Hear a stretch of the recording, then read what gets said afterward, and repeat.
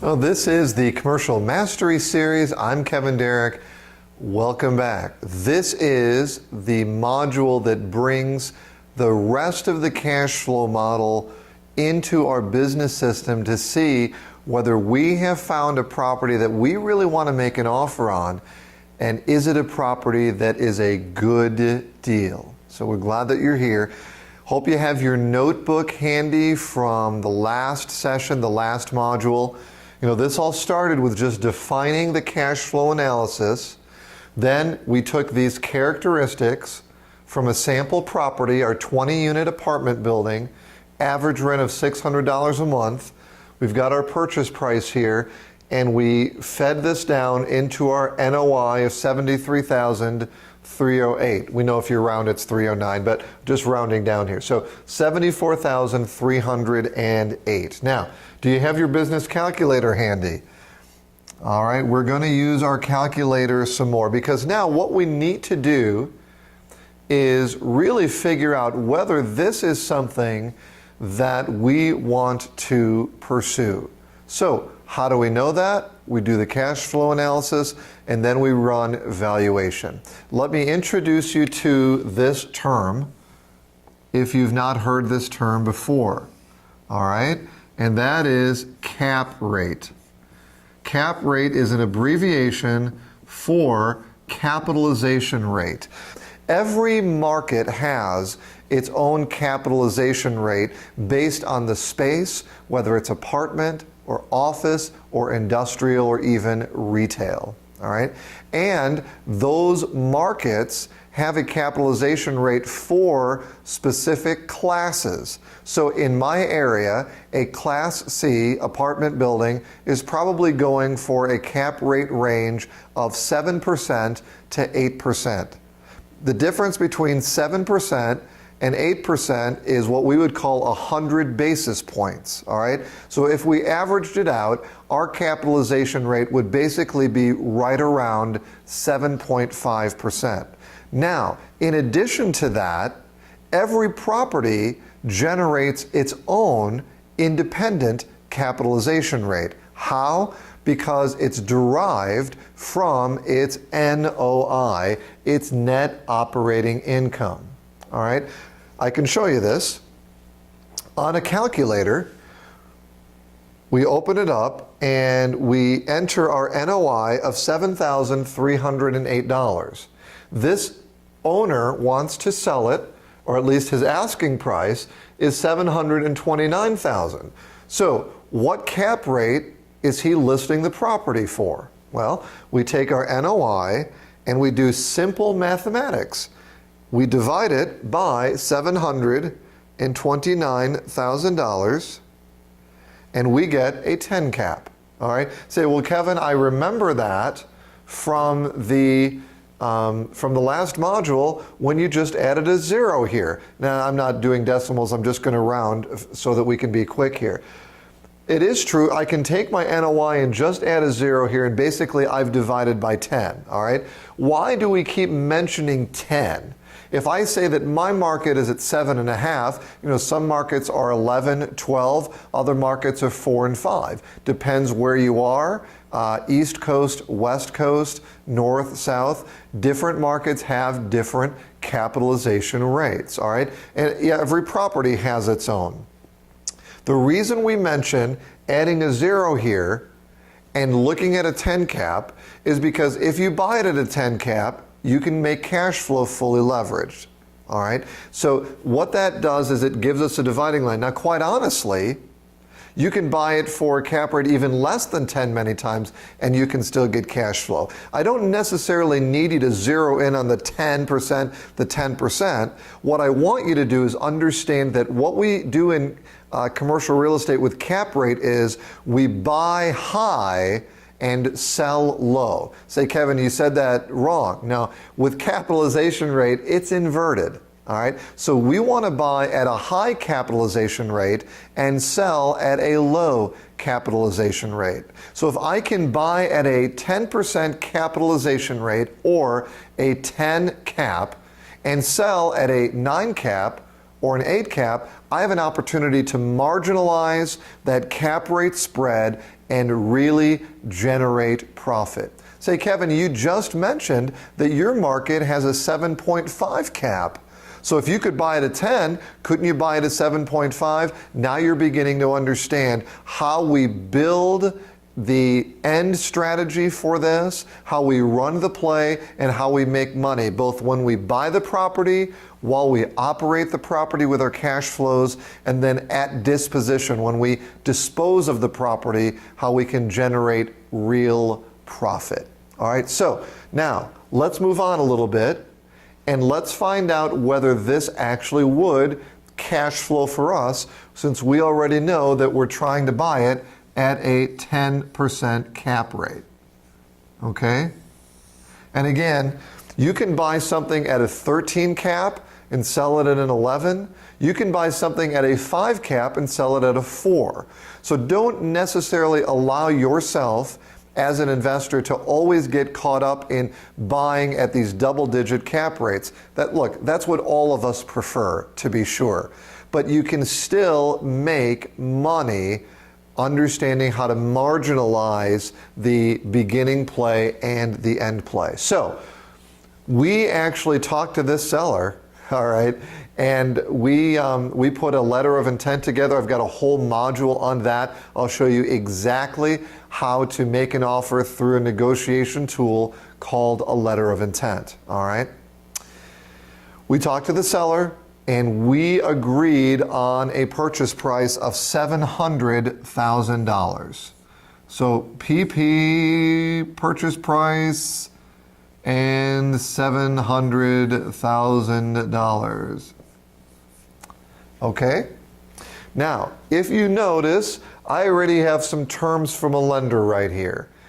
We have a lender in place that wants to work with us. They like the building. They've written on it before. Remember, this is a sample building, but I'm giving you basic realities that typically take place. So the lender knows the area, they're comfortable, they like the property, they've had it in their portfolio before, and they'll write on it at 75% LTV, or loan to value. What that means is that whatever the value of the property is, they will write a note at 75% of that, all right? Theoretically, the appraised value. The note terms will be 7%, and they'll amortize it over 25 years, but there is a balloon in 5, but it's not a call. What it is just a renegotiation. In other words, they're going to look at the note after 5 years. They're going to look at how we've done with the property, whether we have stabilized it and it continues to be stable, whether it's really generating the type of NOIs that we are looking for, and then we'll look at the terms of the note after the 5 years. But it is at 7% and it's amortized over 25 years or 300 months. You know, most residential notes, the typical conventional loan, is going to be amortized over 30 years. Some people choose for their primary home maybe to amortize it over 15 years to pay it off quicker, and that's fine. In commercial real estate, the 30 years is almost unheard of. Normally it's 25 years, 20 years, even 15 years. Business loans, 5 years, 7 years, that type of thing. So get your calculator out. If the purchase price is $700,000, what we want to do is find out what 75% of that is. So I'm going to enter $700,000 minus, or I'm going to multiply by 75% to get my $175,000 down payment.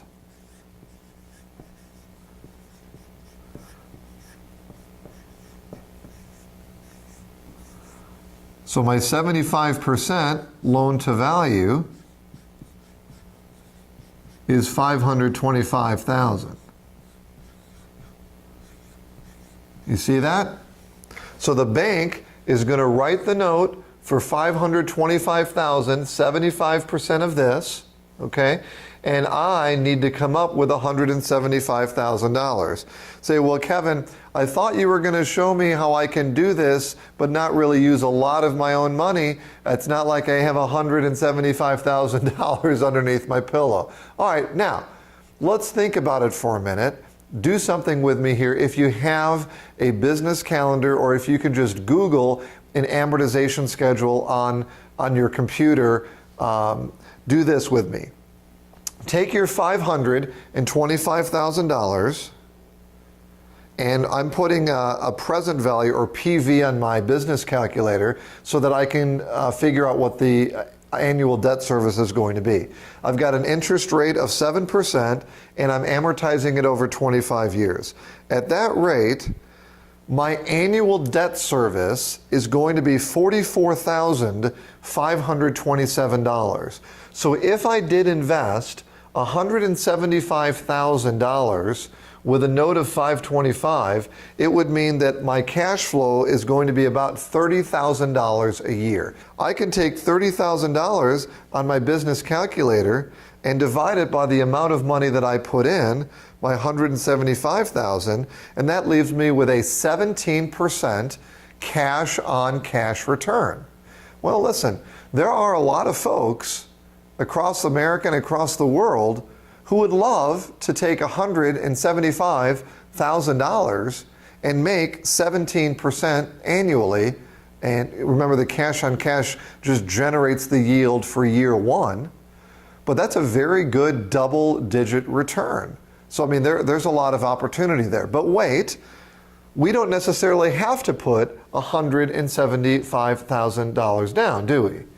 Because the owner, the seller, said that he would take 10% of that. And he would hold a note for us, interest only, all right, at 6%. So if he's going to hold 10% of the purchase price, then the seller note, I'm just going to write seller, is now going to take $70,000. That leaves me with $105,000. You say, yeah, but you know what? If the seller holds $70,000, that's really going to cut into my cash flow, isn't it? Well, let's calculate it. If the seller's holding $70,000 at an interest rate of 6%, interest only, that's going to be $4,200 for the year. I'm already making $30,000. So all that has done is just cut my cash flow from 30 down to 26. You know what? Let's buffer it. We'll round it at $25,000. So now let's calculate our cash on cash with that, right? So let's take that $25,000 after our seller held note and divide it by the $105,000 that we're putting in. And now my cash on cash has gone to 24%. Well, it was good already at the 17%. Now my cash flow has just diminished a little bit. I'm still making $25,000 a year. My cash on cash is 24%. Say, well, Kevin, that's all great, but you know, is there any other way that I can leverage this and still make money? Well, fortunately for you, you have some colleagues and they all want to be able to invest with you, and they are what we call private equity. And so you have a group of 4 people, and these 4 people all put in $25,000. So you've got $100,000, we'll put PE, private equity, and that leaves ultimately your down payment, you're down at $5,000. All right, they'll use the exact same terms as the seller did, just to be fair, and so that 6%'s another $6,000, right? We started with $30,000. We're giving $4,000 to the seller. We'll give $6,000 to your private equity. Now I'm left with a cash flow of $20,000. But let me write this down for you here, okay? The annual debt service, we said, is $44,000. And I'm just rounding here. We call that ADS, annual debt service, okay? Then our seller gets $4,200. We'll just round that to $4,000. Our private equity folks each put in 25. There are 4 of them. It equals 1,000. That's another 6,000 for my private equity. And so now my ultimate cash flow, my CF, my ultimate cash flow is 74 minus 44, which is 30, minus 10, $20,000. So I'm making $20,000 a year, and I'm only putting in $5,000. Let's try that in our business calculator. $20,000 divided by $5,000 is astronomical, isn't it? Yeah, it's a nice, 400% cash on cash return. If I'm making 20 the first year and I only put in 5, that's a triple-digit astronomical pie in the sky return. I'm not even going to tell you that you're going to make that much. But now you see how we start breaking this down. So if I can purchase the property for $700 with these type of terms, which are pretty generic right now in this economy, it works, I can get in with full leverage and I'm still making money. I'm still making $20,000 a year. So let's ask the question one more time. Is this 20-unit apartment building a good deal? Well, what do the numbers say?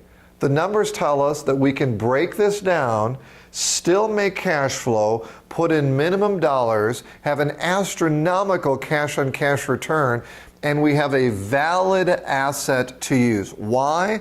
Because we're buying it based on leverage at a 10% cap rate. Now, wait a minute. What happens if in 3 years we wanted to sell this property? Let's assume a couple of things real quick. Let's assume that we don't raise the rent. Say, Kevin, I definitely want to raise the rent. Okay.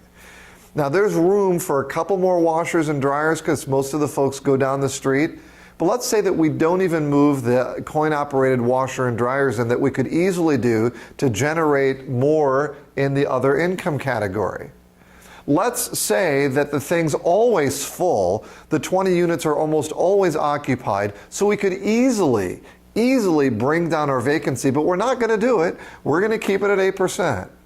And let's say that the last owner put in a bunch of mechanicals that are really fuel efficient, high energy, and they're saving us money, and so this 44% really has come down to 41.5%, but we're not even going to do that calculation. So we're not adding in any other income, we're not decreasing expenses, we're going to leave our NOI exactly where it is. All right? Now, realize this, what we want to do is build this NOI. That's how we make money. All right, that's how we make money. But let's assume that we don't do that. Let's take this same NOI after 36 months as we sell the property in a cap rate area that has a market cap of 7.5. Let's say that all we want to do is sell it at an 8 cap.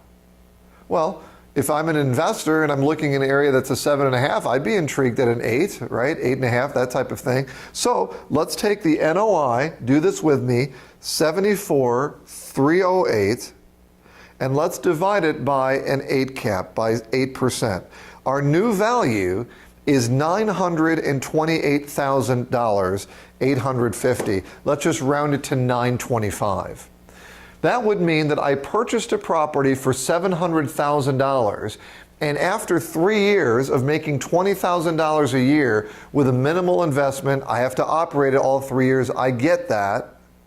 But after 3 years, I've got an opportunity to sell it, not for $700,000, not for $750, not for $800, not for $850, not for $9, but for $925,000. You say, well, Kevin, I bet you another investor's not going to want to pay that much for it. All right, then let's sell it for $850.